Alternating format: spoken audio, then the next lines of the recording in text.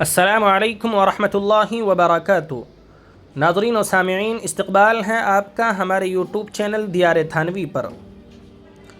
اکثر خواتین ہم سے ایک اہم سوال پوچھتی ہیں کہ اگر حمل کے ابتدائی مہینوں میں بچہ ضائع ہو جائے، یعنی حمل ساقط ہو جائے، تو اس کے بعد آنے والے خون کو نفاس مانا جائے گا، یعنی زچگی کا خون مانا جائے گا یا نہیں، اور اس سے عورت کی عدت پوری ہوگی یا نہیں؟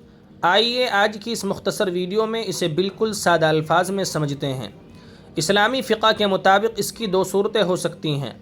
پہلی صورت، اگر ضائع ہونے والے ناتمام بچے کے جسم کا کوئی بھی حصہ یا بناوٹ ظاہر ہو چکی ہو، مثلا انگلی، ناخن، بال یا چہرہ وغیرہ بننا شروع ہو گیا ہو، تو شریعت میں اسے مکمل بچے کی طرح ہی مانا جائے گا۔ ایسی صورت میں بچے کے گرنے کے بعد آنے والا خون نفاس یعنی زچگی کا خون کہلائے گا، اور عورت نماز و روزے سے رک جائے گی۔ اگر وہ عورت کسی وجہ سے عدت میں تھی، جیسے طلاق کی عدت، تو بچہ ضائع ہوتے ہی اس کی عدت بھی پوری ہو جائے گی۔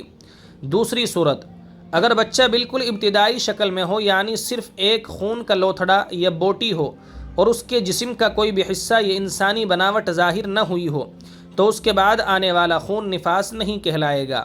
ایسی صورت میں دیکھا جائے گا کہ کیا وہ خون حیض یعنی پیریڈز کے دنوں اور اس کی کم از کم مدت 3 دن کے مطابق ہے۔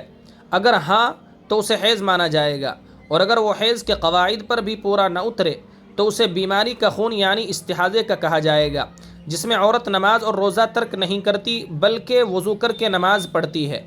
خلاصہ یہ ہے کہ اگر بچے کے اعضاء بن چکے ہوں تو نفاس کا حکم ہوگا اور عدت ختم ہو جائے گی، اور اگر اعضاء نہ بنے ہوں تو وہ نفاس نہیں ہے۔